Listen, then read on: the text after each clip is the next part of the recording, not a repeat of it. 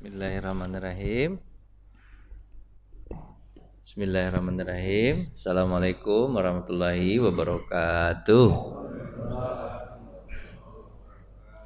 Alhamdulillah alladzi nahmaduhu wa nasta'inuhu wa nastaghfiruh wa na'udzubillahi min syururi anfusina wa sayyiati a'malina may yahdihillahu fala mudhillalah wa may yudlil fala hadiyalah.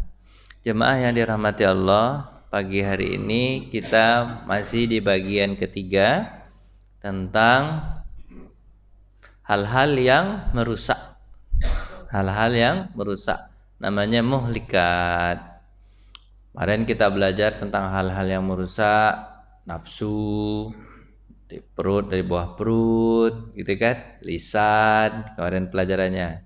Iri, sekarang apa, Pak? Dengki, iri, dengki, hasad. Hasad itu bahasa Indonesianya iri. Ya, hasud. Kemudian bahasa Arabnya ini bolak-balik dia, bahasa Arabnya itu kemudian kalau dengki itu bahasa Arabnya hikdun. Kakak dari dengki namanya kakak dari iri dengki. Iri bahasa Arabnya hasad. Dengki bahasa Arabnya hikdun.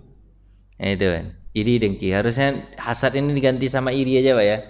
Iri. Nah, ini pakai bahasa Arab istilahnya. Baik. Ini penyakit iri dengki ini adalah penyakit yang mematikan. Bahaya. Harus hilangkan. Saya tanya sama Bapak. Penyakit itu bahaya untuk orang lain atau untuk diri sendiri? Kenapa begitu, Pak? Iya, itu diri sendiri, Pak. Kalau untuk orang lain lihat saja. Dia aja yang sibuk sendiri, iri-iri, dengki-dengki. Nah, makanya karena dia merusak kepada diri sendiri, baiknya diapain, Pak? Dihilangkan aja. Dihilangkan. Ya, nanti ada cara-cara menghilangkan iri dengki. Pak mau nggak? Ya, mau ya. Alhamdulillah. Berarti di akhir nanti. Jadi jangan pulang dulu. Nah, ya, sudah selesai. Nah, pertama, amarah yang terpendam. Nah, amarah yang terpendam dalam hati itulah yang mengakibatkan apa, Pak? Iri dan dengki. Kepengen rasanya merusak orang lain itu, tapi nggak kesampaian. Itu namanya penyakitnya apa? Dengki. Kalau seandainya bisa mukul, bisa melampiaskan segala macam, itu penyakitnya itu apalagi itu namanya zolim. Apa namanya? Zolim. Tapi iri dengki itu masih di mana, Pak? Di hati. Apa bedanya iri? Kalau iri itu masih apa tuh? Iri itu tidak suka nikmat itu ada pada orang lain. Nanti ada nih. Tidak suka nikmat itu ada pada orang lain. Kalau dengki itu lebih lagi. Kalau bisa nikmat yang ada pada orang itu pindah ke dia. Itu namanya apa, Pak? Dengki. Kalau iri nggak suka aja orang beli mobil bawaannya, beli mobil lagi dah, gimana lah ini mobil lagi. Udah jelas pertalite pertama naik tapi dia beli mobil juga. Gitu kan. Pak, itu nanda-nandanya bahwa orang kalau iri dengki itu, Pak, dia itu tidak ridho dengan pembagian Allah Subhanahu wa ta'ala. Allah udah jelas pembagiannya. Jadi kalau memang dia dapat itu, dapat ini, dapat itu, enggak ada masalah. Ya kan, enggak ada masalah. Ridho aja dengan pembagian masing-masing. Makanya iri dengki itu penyebabnya sebenarnya Pak dari amarah. Amarah kemarin udah kita pelajari kan? Ya, adiknya amarah, habis itu iri, habis itu dengki, marah. Kemudian tandanya adalah kebencian terhadap seseorang itu dia menjadi beban dan berusaha untuk menjauhkan nikmat itu dari orang itu. Dan dengki dan marah, hasad adalah buah dari dengki. Buah dari marah, hasad adalah buah dari dengki. Dia beradik kakak gitu, Pak ya. Beradik kakak itu marah, iri, dengki. Ini definisinya. Zubair mengatakan, Penyakit umat sebelum kalian ini yang menyusup sampai sekarang ke dalam hati kalian, apa penyakitnya, Pak? Iri dengki. Pertama, orang yang iri dengki ini siapa, Pak? Anaknya Nabi Adam alaihissalam. Siapa, Pak? Qabil dan Qabil. Qabil itu iri. Iri ketika Habil ingin dinikahkan kepada Iklimah, kan? Iklimah ingin dinikahkan kepada Iklimah, iri dia. Akhirnya terjadi kezaliman. Sebenarnya Nabi bilang, kalau kamu iri dan dengki, jangan kamu teruskan. Jangan teruskan kepada kezaliman. Selagi masih bisa diobati hati, obatilah sendiri. Makanya ini penyakit dari dahulu sampai sekarang yang menurun terus penyakitnya itu. Yaitu penyakit apa yang pertama, Pak? Iri dengki. Dan penyakit yang pertama juga menghinggapi makhluk di dunia ini, iblis laknatullah itu, Pak. Itu penyebabnya apa, Pak? Iri dengki juga, kan? Iri dengki kepada Nabi Adam alaihi salam. Iri dengki kepada Nabi Adam alaihi salam hingga dia sendiri yang keluar dari surga. Nabi Adam keluar enggak, Pak? Keluar juga, tapi nanti. Pandai dia menggoda, kan? Tapi ketika pertama dia yang diusir duluan, kan gitu, Pak ya? Dia yang diusir duluan. Kenapa kok bisa iblis itu masuk lagi ke surga, Pak ya? Godain Adam. Pusing ya, Pak, jawabnya. Ada riwayat itu mengatakan, kan, iblis itu bisa masuk lewat apa, Pak? Lewat ular, katanya, Pak ya. Riwayat itu dhaif, sangat lemah sekali. Tapi tentu skenario Allah lah, gimana bentuknya, kok bisa dia menggoda lagi, ya kan? Nah, iblis itu ternyata berkuasa juga untuk bisa masuk ke sana, ke sini, berkuasa juga untuk merubah bentuk. Bukankah Allah tahu atau nggak tahu, Pak? Tahu. Tapi kenapa kok dibolehkan, Pak? Diizinkan? Kenapa, Pak? Itu perkataan kita kemarin tuh. Sesuatu yang baik kita lakukan, itu izin Allah nggak? Izin Allah. Sesuatu yang buruk kita lakukan, izin Allah nggak? Izin Allah juga. Baik buruk kita lakukan atas izin Allah nggak? Izin. Tapi apakah kita cukup dengan izin Allah? Tidak. Yang kita cukupkan apa? Perlu bagi kita apa? Ridho Allah, bukan izin Allah. Kalau Allah izin aja mah, ini kan kekuatan kita masing-masing kita kan ini. Masing-masing kita kan punya keinginan sendiri-sendiri, Pak ya. Terus Allah tinggal mengizinkan aja, kan? Mengizinkan. Tapi yang kita butuhkan bukan izin Allah, tapi apa? Ridho Allah. Kemarin kita contohkan seperti apa, Pak? Seperti anak kita, kan? Nah, kita punya pacar, habis itu dia kepengen nikah. Dia bilang sama orang tuanya, "Pak, Bu, saya kepengen nikah. Kalau Bapak Ibu tak izinkan saya nikah, saya lari dari rumah ini." Bapak izinkan enggak? Ibu izinkan enggak? Izinkanlah, daripada dia lari dari rumah, hilang anak kita. Pak izinkan. Tapi Pak menikahkannya itu dengan gigit lidah, gigit apa? Menggeraham gitu. Geraham. Aku nikahkan kau dengan anakku dengan sekian. Izin atau ridho atau enggak ridho tuh, Pak?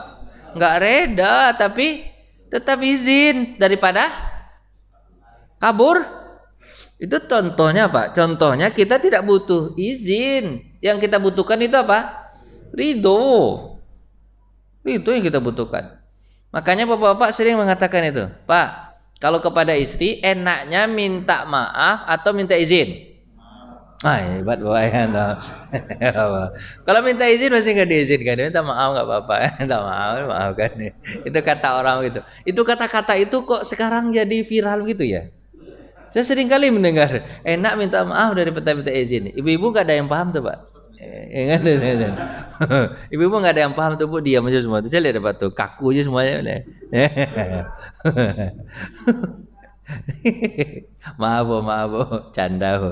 Karena pagi-pagi Bapak ini pada ini semua, pada tegang semua Bapaknya. Dah. Jadi ini penyakit umat sebelum kalian itu adalah apa, Pak? Iri dan dengki. Kemudian apa kata Nabi SAW? Jangan kalian saling membenci, kata Nabi. Ini hadis Nabi kan.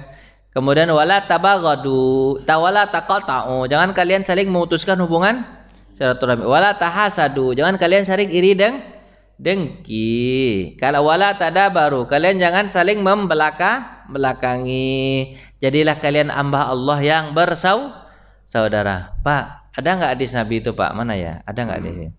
Hadis Nabi itu, Pak, mengatakan ini, Pak. Nih.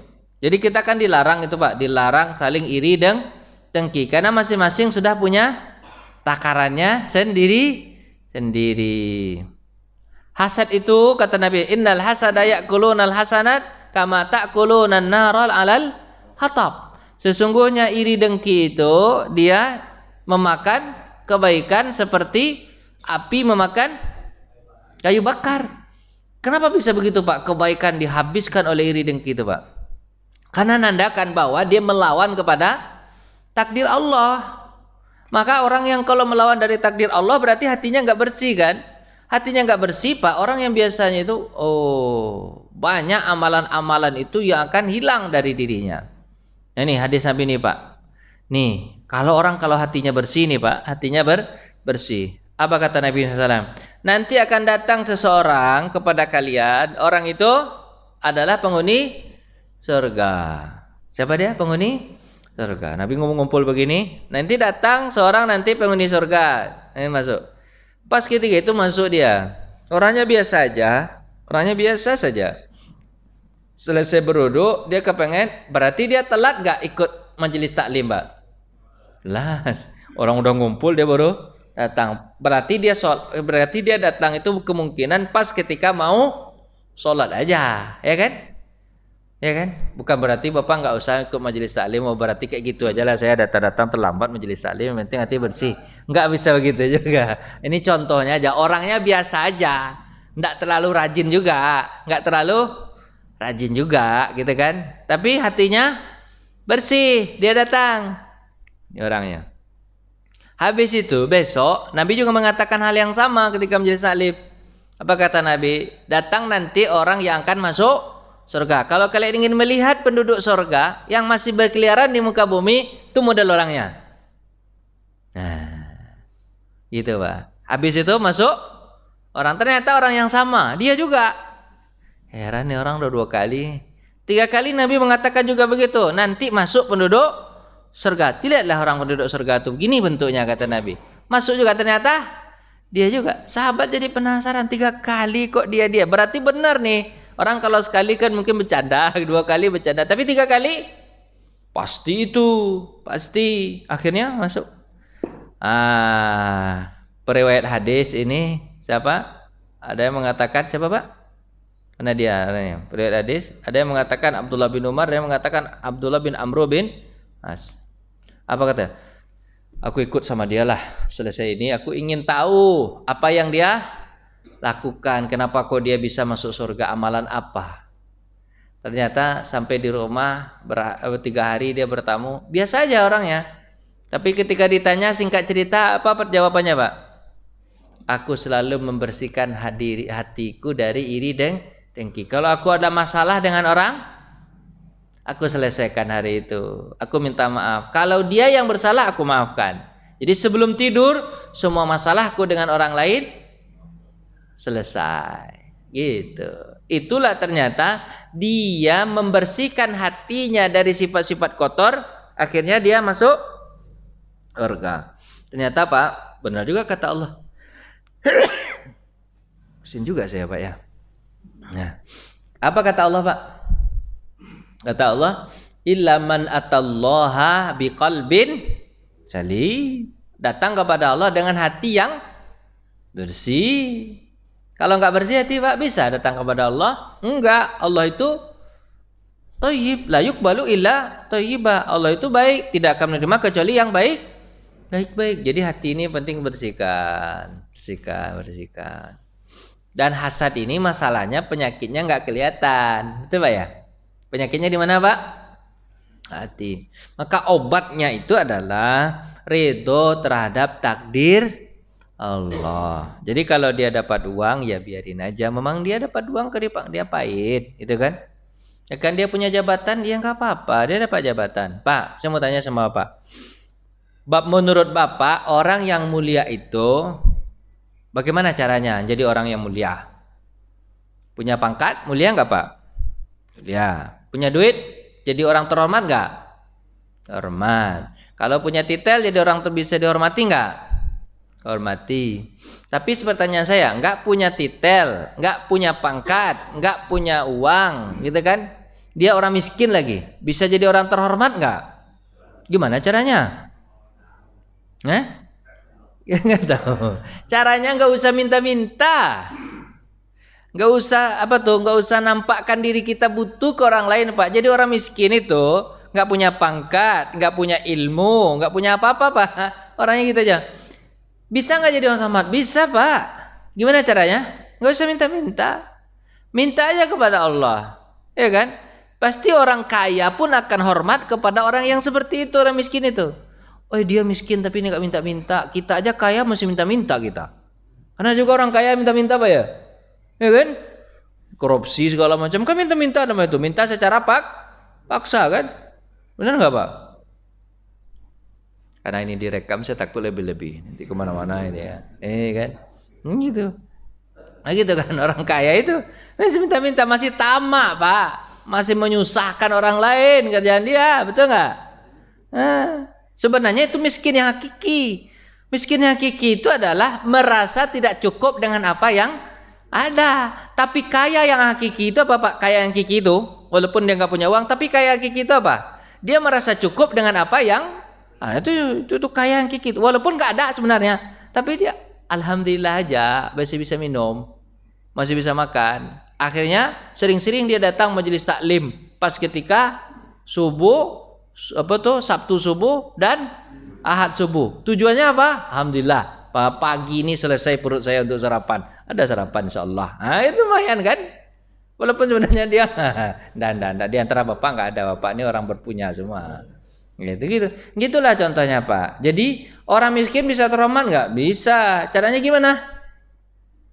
Itu caranya nggak usah menjatuhkan diri kita kepada orang lain. Insya Allah terhormat, Pak. Nggak harus kaya, nggak harus. Makanya Pak, obatnya itu adalah, diulang-ulang lagi. Obatnya apa, Pak? Ridho dengan takdir Allah Subhanahu Wa Taala. Pak, kalau kita ridho segala macam, Pak. Ada Imam Nawawi itu mengatakan begini, kata Imam Nawawi, kalau kamu bekerja, nih kalau kamu kerja dikasih upah, apa ucapannya? Alhamdulillah. Tapi kalau kamu bekerja tapi nggak dikasih upah setelah bekerja, nggak dikasih makan, dikasih minum, nggak dikasih upah, apa jawabanmu? Alhamdulillah juga, sabar. Kalau dikasih syukur, alhamdulillah. Kalau nggak dikasih, sabar aja. Apa kata Imam Nawawi? Kalau misalnya orang yang diminta itu susah pula diminta, Pak. Nah, nggak bisa diminta segala macam. Kalau mintalah hak kita kan. Tapi kalau nggak dikasih, Pak, sabar. Tahu nggak, Pak? Sabar itu bisa muncul, sifat sabar itu bisa muncul dari diri kita kalau kita dapat musibah, betul? Bisa nggak? Orang dapat kerja, harus dapat duit segala macam. Itu bisa timbul nggak sifat sabarnya, Pak? Nggak bisa. Yang timbul sifat apa? Syukur. Karena dia udah dapat kan. Sifat sabar itu akan timbul kapan? Kalau dapat musibah. Jadi Pak, naik pertalite ini timbul sifatnya. Sifat apa, Pak? Sabar. Gimana lagi? Ini bagus nih. Naik pertalite ini bagus nih. Apa, Pak? Pertalite naik pertama 2 kali naik dalam 2 bulan. Yang punya mobil 2000 cc ke atas, nah, kita ketir ya. Macam mana 14.500 nih, 14.500. Sabar aja beli. Kalau nggak ada, berarti Bapak disuruh.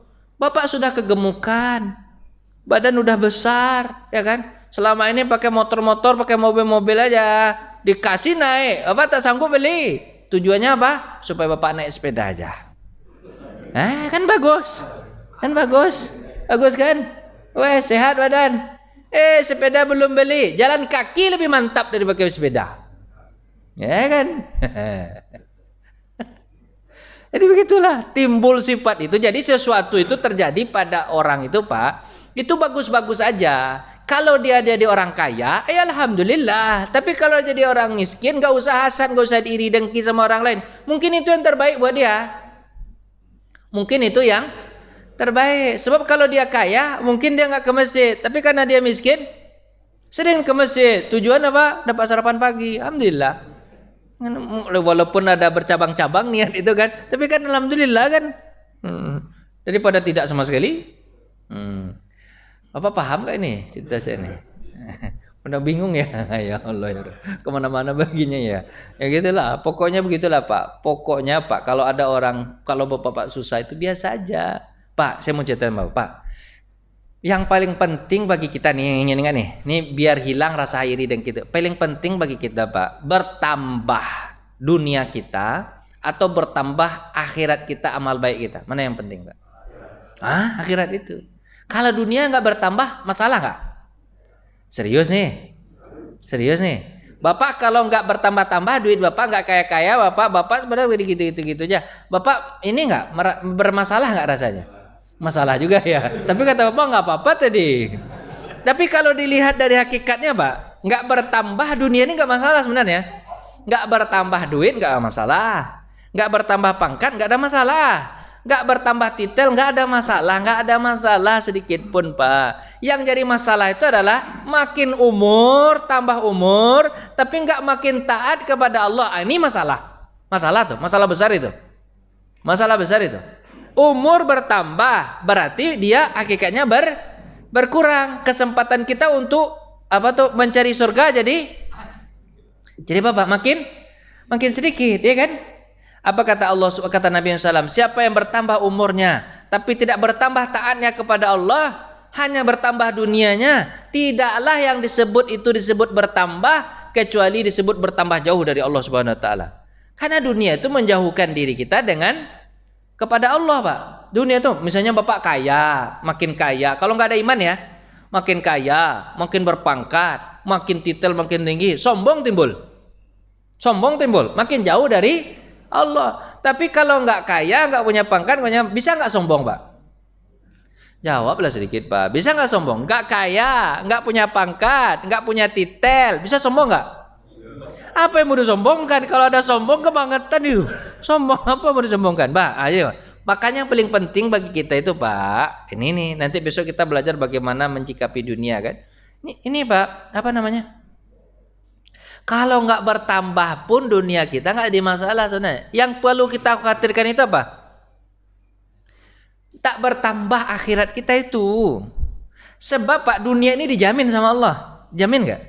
Wa ma min dabatin fil ardi illa 'alallahi rizquha. Tidak ada yang melata di muka bumi ini kecuali sudah Allah jamin rezekinya. Enggak pun bahasa kasarnya, enggak pun Bapak cari, dia datangi sampai Bapak meninggal dunia, rezeki itu akan disempurnakan. Betul?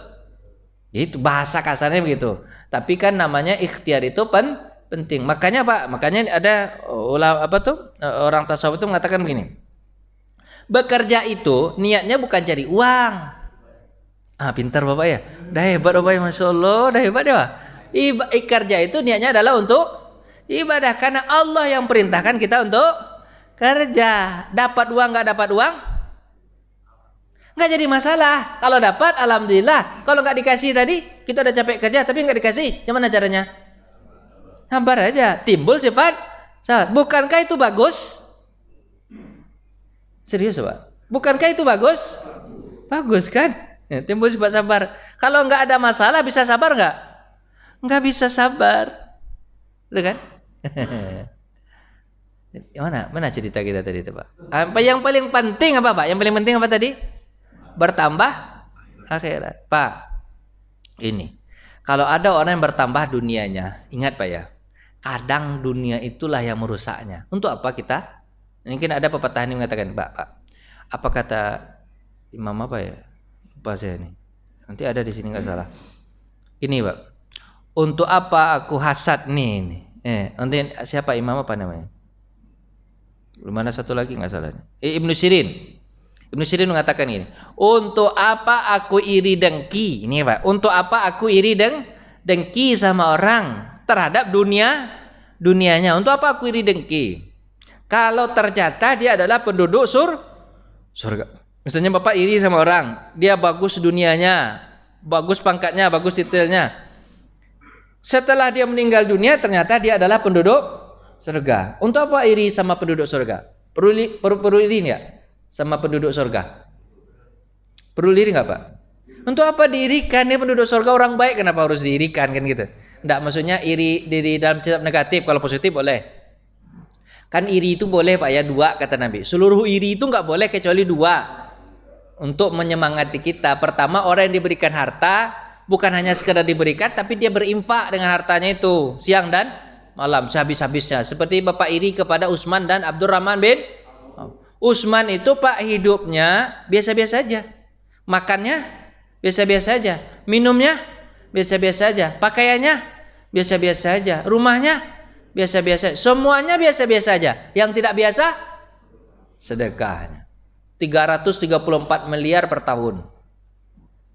Luar biasa sedekahnya. Bapak berapa miliar per tahun?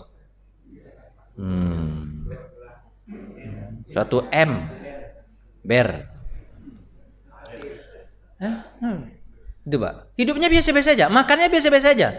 Ini baru saja dapat baju, baru saja dapat duit, baru dapat duit segala macam, baru agak-agak kaya sedikit, baru selesai cicilan rumah, baru selesai cicilan mobil, gaya udah mentereng, makannya kemana-mana, makan di mana-mana. Di mana tempat makan sekarang yang enak? Di mana? Waduh, untuk perut dia ya. Di mana rekreasi yang mantap sekarang? Di mana?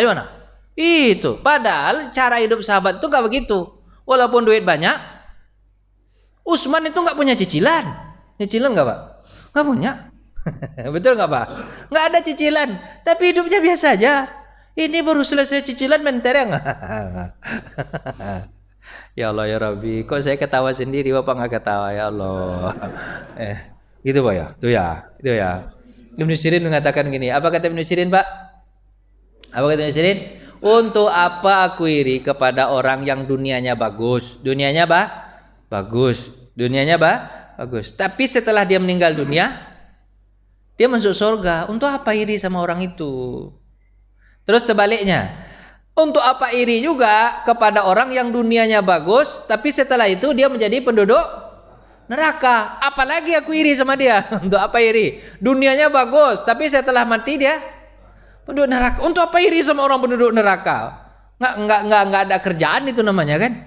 Jadi Pak, siapapun dia, bagus dunianya, untuk apa iri sama dia? Belum tentu nasibnya di akhirat nanti. Bisa jadi masuk surga. Kalau masuk surga, untuk apa iri sama dia? Salah kita iri sama orang yang masuk surga. Di dalam tengah positif negatif ini ya. Kalau dia penduduk neraka, apalagi yang seperti itu? Untuk apa iri? Ternyata dia penduduk neraka. Sibuk dia merzalimi orang, semua ini dapat duit orang, dipandai dia mengambil dengan cara macam-macam, dinaikkannya inilah, dinaikkannya itulah, misalnya kan dapat dia mengambil orang macam. Untuk apa iri sama orang itu? Ternyata dia penduduk neraka, biarin aja. Jadi Pak, untuk apa iri sih sama orang? Ini Pak, dalam diskusi, orang hasad adalah musuh, kata Allah, musuh nikmatku, karena dia tidak ridho terhadap nikmat yang aku bagi, tidak rela pembagian, kan? Terus iblis berkata kepada Nabi Nuh, hati-hati kamu dari penyakit iri dengki ya Nuh. Iblis ini ternyata nasihatnya bagus juga Pak. Ternyata orang jelek itu kadang-kadang nasihatnya benar-benar juga Pak. Ya kan? Apa kata dia Pak? Janganlah iri dengki, sebab aku begini gara-gara hasad iri dengki ini. Jadi Pak, kalau ada penyakit iri dengki, berarti penyakit iblis yang Bapak pakai. Hah? Ini iblisnya lumayan nih, kebetulan lagi bener Pak. Lagi bener dia nasihatinnya. Ya kan? Sama Nabi kan juga ada begitu. Ketika sama Bu Hurairah juga begitu. Ayo Bu Hurairah, bacalah surah ayat kursi, maka tidak akan tersentuh kau sama iblis dan setan gitu kan. Pandai juga dia menasihati ternyata Pak. Tapi kan dia kepada Adam juga bagus nasihatnya Pak. Adam kan gaya nasihati kan bagus Pak. Apa nasihatnya Pak? Adam, aku ini temanmu, aku ini sayang sama kamu, aku ini kepengen sekali kamu tetap di surga. Tahu nggak kamu? Agar kamu tetap di surga, aku ingin kasih tahu yang baik-baik untukmu. Apa itu? Makan buah koldi itu. Sebab kalau kamu makan buah koldi, kamu kekal di surga. Kamu kan senang. Enak, bagus Pak. Cara nyampainya bagus Pak. Nah itu. Ternyata Pak, baik buruk itu bukan dari cara menyampaikan ternyata Pak. Dari niat atau dari isi. Saya kayak gini nyampaikan bob. Kan menurut Bapak nggak baik nih Pak. Ini niat hatinya bersih, jadi bagus. Nah gitu ya. Jadi untuk apa iri dengki sama orang? Ini penyakit bahaya nih. Penyakit Pak. Iri dengki itu gara-gara ngelihat orang lah Pak. Benar nggak? Bapak kalau hidup sendiri di hutan, kira-kira ada iri dengki nggak Pak? Sendiri aja, ada iri dengki nggak? Nggak ada. Untuk apa mau iri dengki? Sama orang hutan mau iri dengki apaan? Tapi kalau hidup bertangga ini muncul iri dengki itu Pak. Penyakit ini muncul. Penyakit ini muncul Pak. Kalau udah bersama-sama penyakit ini muncul Pak. Muncul dia penyakit itu. Tetangga buat pagar baru, Masya Allah, pagar baru udah dibikinnya pula. Ya, mobil baru, istri baru. Enggak iri itu ya? Nah, ya. Itu kebutuhan itu Pak ya. Ibu ada. Maaf ya Ibu. Lanjut. Sikap manusia terhadap nikmat nih, kalau sikap nih. Sikap manusia terhadap nikmat kalau didapat oleh saudaranya. Kamu membenci nikmat itu, padahal gitu kan. Nah, kamu berharap lenyap, maka itu disebut apa Pak? Hasad. Kamu tidak berharap dia lenyap, tapi kamu nggak suka, itu kan? Itu masih disebut iri. Masih disebut apa? Iri. Tapi iri ini ada dua nih, iri nih Pak. Kalau iri itu Pak, kita nggak suka dengan nikmatnya, tapi kita berusaha untuk mendapatkannya tanpa merusak dari dia. Itu masih disebut iri tingkat rendah Pak. Itu masih disebut iri terpuji namanya. Yang nomor 2 ini Pak. Ada nggak sifat itu ada dalam diri kita Pak? Setiap orang pasti ada itu. Kepengen, ada orang dapat nih, kita kepengen juga, tapi kita berusaha supaya dapat juga, tapi tidak mengurangi apa yang dia dapatkan. Itu masih iri tingkat rendah, masih dianggap terpuji Pak. Tapi yang kedua ini, iri yang ini lebih bahaya nih, di atas ini. Apa itu Pak? Iri dan kepengen itu lenyap dari kita, itu masuk kepada dengki. Ini lebih bahaya itu. Tapi kalau masih disimpan di hati, enggak berbuat zalim, itu masih apa Pak? Kata Imam Ghazali, itu masih iri, masih terpuji. Masa manusia ini kan sifatnya apa Pak? Berlomba-lomba enggak Pak? Sifat yang ada dalam hati berlomba-lomba enggak Pak? Jawablah sedikit Pak. Kepengen enggak lebih daripada orang? Kepengen enggak? Kepengen. Tujuannya agar bisa dihormati kan? Tujuannya kan itu kan, agar lebih, agar bisa dihormati. Sebab kalau di bawah orang itu rasa-rasanya kepengen diinjak orang aja kan. Kalau bisa di atas lagi nginjek, bukan itu udah iri dengki itu. Ya kan sifatnya itu Allah itu mengatakan wa fi zalika falyatanafasil mutanafisun. Memang sifat kalian itu saling berlomba-lomba. Tapi kalau orang dapat, kemudian kalian kepengen juga, dengan cara apa? Kalian berusaha untuk dapat juga, tapi kalian tidak menyakiti orang lain. Itu nggak ada masalah. Kayak pepatah orang Padang itu, kalau rame kedai nasi orang, nggak usah digunjingkan kedai nasi orang, dijelek-jelekan kedai nasi orang. Yang paling penting perenak saja sambal kita. Paham nggak Pak? Gimana cara bahasa Indonesia itu? Paham nggak Pak? Kalau rame kedai orang rame. Nah, kedai orang rame. Gimana supaya rame juga kedai kita? Bukan kedai orang itu rame, habis itu kita taruh palang segala macam biar orang nggak bisa masuk. Nggak begitu caranya. Gimana caranya Pak?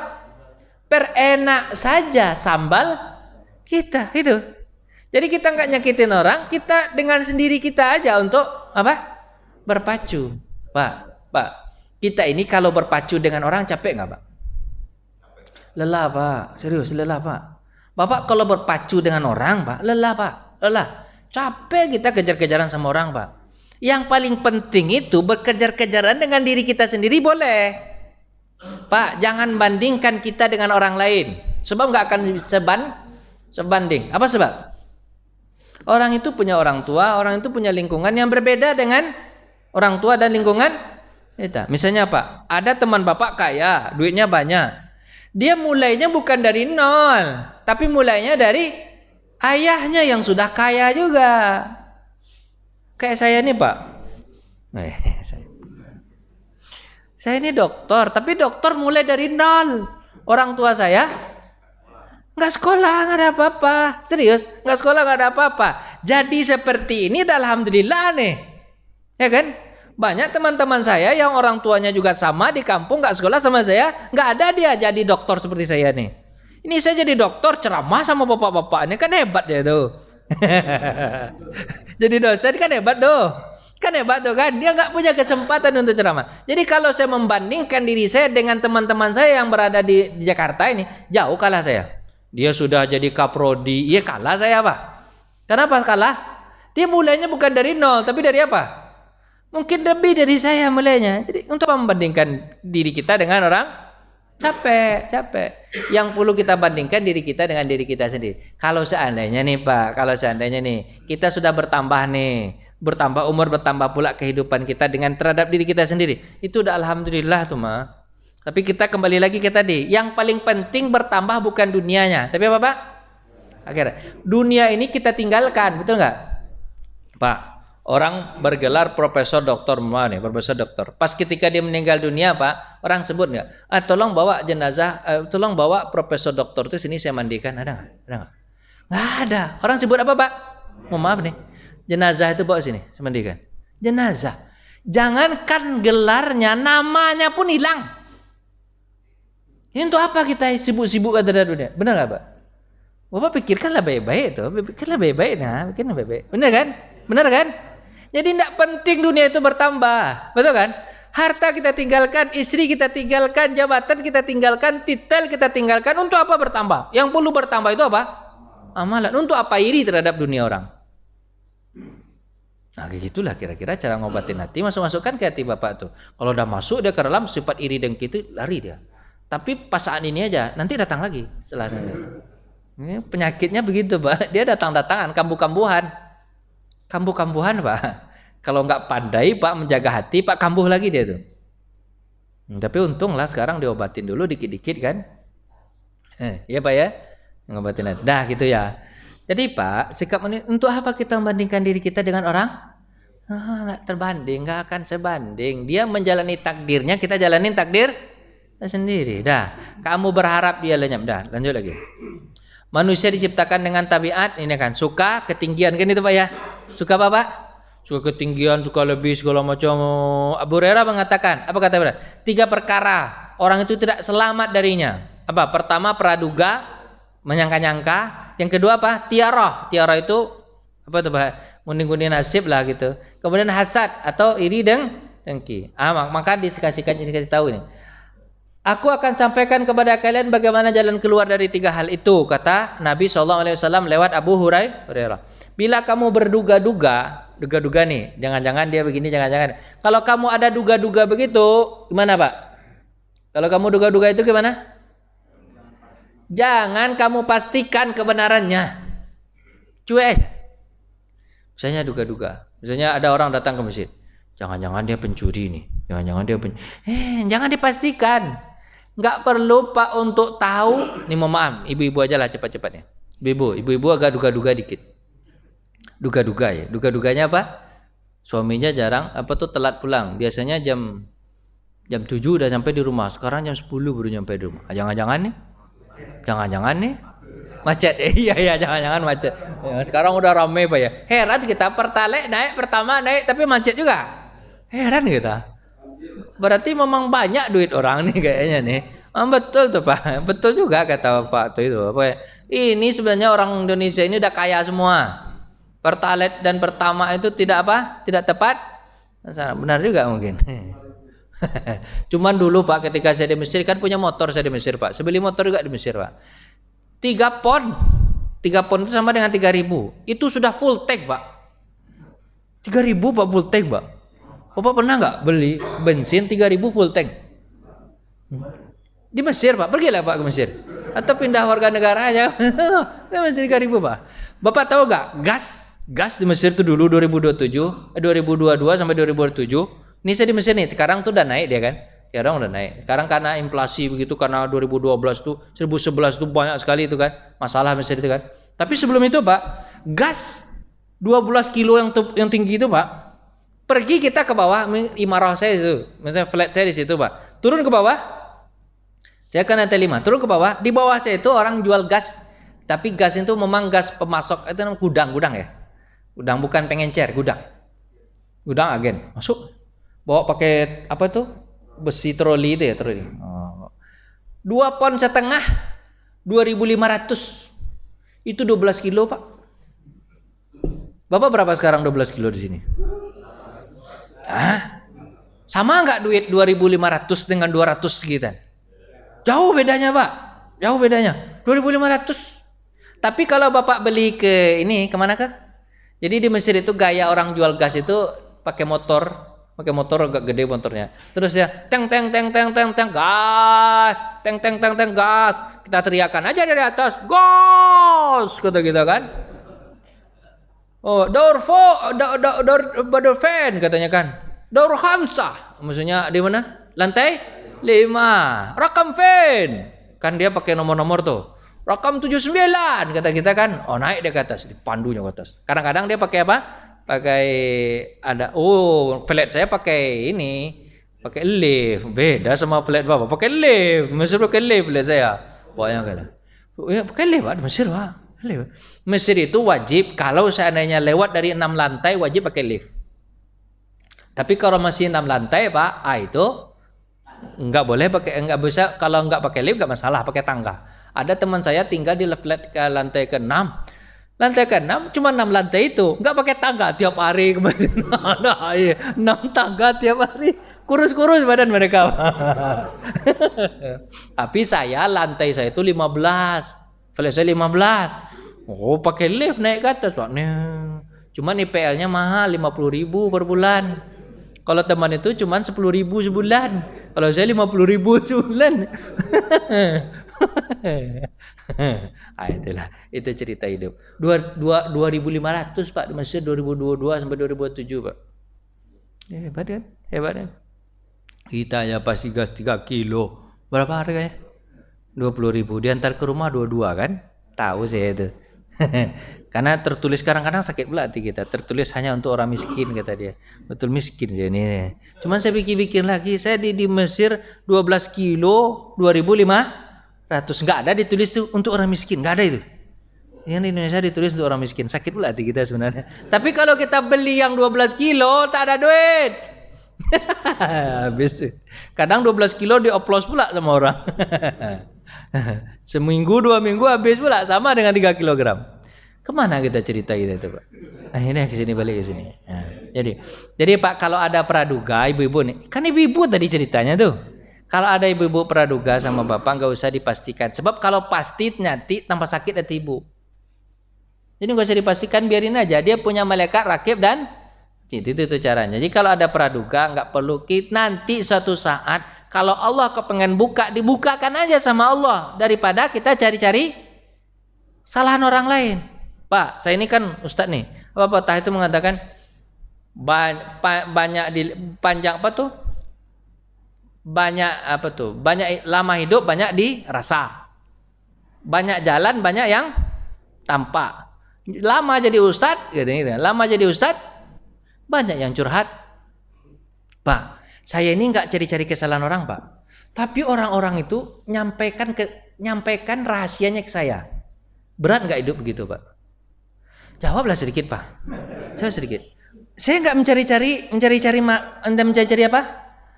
Kesalahan orang lain. Saya nggak mencari kesalahan orang lain. Saya nggak mencari segala macam. Tapi orang itu curhat sama saya, Pak. Curhat sama saya itu kira-kira apa tuh? Rahasia dia itu kan harus saya jaga. Beban nggak, Pak? Beban. Itu aja, Pak. Kita nggak mencari, datang dia untuk menyampaikan rahasianya kayak curhat-curhat ini. Kadang curhatnya bahaya-bahaya loh, Pak. Saya kalau ceritakan di sini, terbuka aib orang. Bahaya, curhatnya bahaya-bahaya.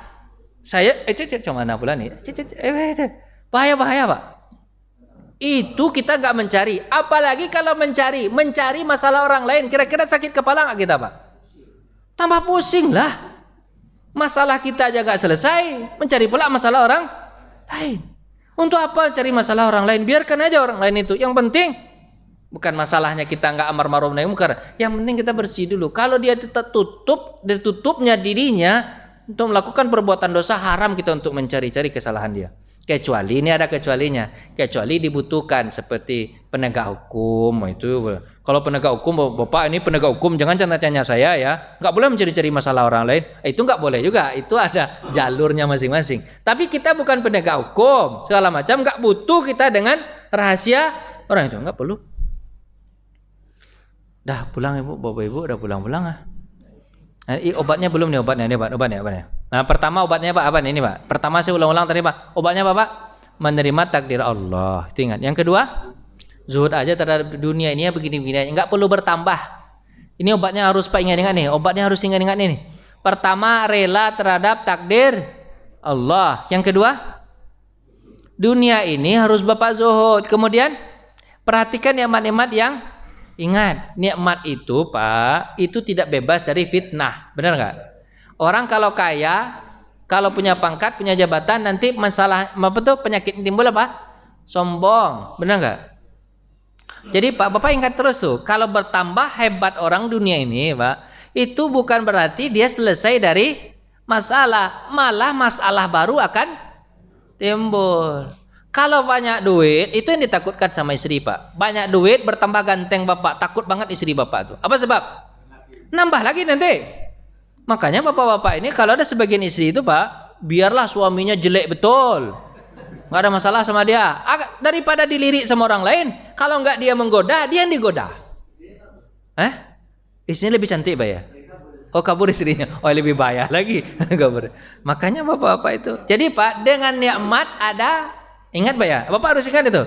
Jadi bukan berarti ini. Bukan berarti orang bertambah nikmat orang itu kemudian hidupnya makin enak, enggak. Makin susah sebenarnya kalau Pak tahu. Cuman kita melihat dari luar aja, yang kita tidak tahu susahnya. Berapa banyak para artis itu kepengen bunuh diri, padahal dia sudah punya duit banyak. Apa sebab? Karena fitnahnya banyak. Tekanan hidup Pak kuat. Coba ya. Apa kata pepatah itu? Makin tinggi pohon makin kencang anginnya. Sudah begitu Bapak nggak usah tumbuh aja ya. Biar nggak kena angin dan tumbuh aja. Enggak Pak. Nama masalah itu harus dihadapi. Orang yang terbaik itu Pak, masalah itu dihadapi. Kalau sudah hidup berarti berani mati, berani menerima masalah. Coba ya. Lanjut. Pengobatannya Pak, pertama ilmu, tambah lagi Pak, ilmu dan amal. Ilmunya tadi apa Pak? Pahami hakikat dunia. Diulang-ulang lagi Pak. Pahami Pak tentang siksaan-siksaan terhadap orang-orang yang iri dengki. Bahaya Pak, orang iri dengki itu siksaannya berat. Ya kan? Sama seperti siksaan para iblis, apalagi kalau dia ani. Nah, kemudian yang kedua amal. Amal ini yang paling penting Pak. Untuk menghilangi penyakit itu Pak, gimana Pak? Jika seandainya Bapak kepengen merusak orang lain, ya kan, amal itu, misalnya ini, Bapak kepengen iri dengki itu kan kepengen, misalnya ini, mobilnya nih, kepengen apa? Bapak dia membeli mobil, kepengen bahwa mobilnya itu hilang dari Bapak, gimana? Dari di orang itu, gimana caranya? Bukannya Bapak hilangkan mobilnya, tapi caranya gimana?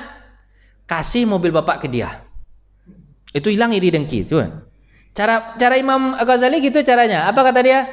Kalau kamu iri dengki, maka kerjakan yang sebaliknya. Kerjakan apa yang sebaliknya? Gimana caranya? Kalau Bapak kepengen duitnya hilang, gimana caranya? Duit Bapak kasih sedia. Hilang penyakit iri dengki. Kata Imam Ghazali begitu obatnya. Tapi itu berat ya. Supaya bersih hati Bapak bilang sama dia, sebenarnya saya kepengen iri dengki sama kamu nih, duit kamu kepengen saya ambil, jabatan kamu kepengen saya ambil, tapi karena saya ingin menghilangkan iri dengki itu, ambillah duit saya, ambillah, pasti hilang Pak. Paham nggak Pak tuh?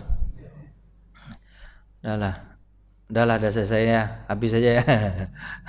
Udah banyak sebenarnya, tapi isinya mutar-mutar gitu ya. Udahlah ya. Terapi ini kan udah diulangin lagi kan? Selesai.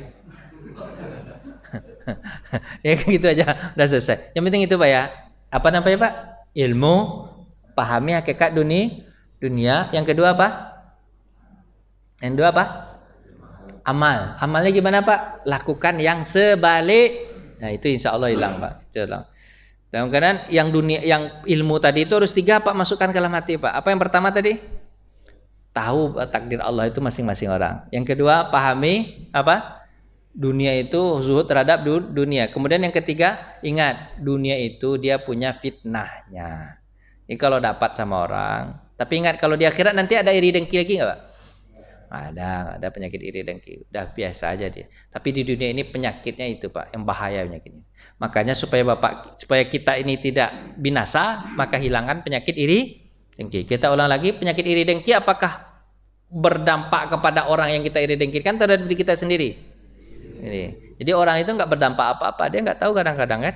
Santai aja dia. Kita nih yang sudah gitu aja sendiri. Dah, mohon maaf atas segala kurangan. Kita tutup dengan baca hamdalah. Assalamualaikum warahmatullahi wabarakatuh. Boleh pulang.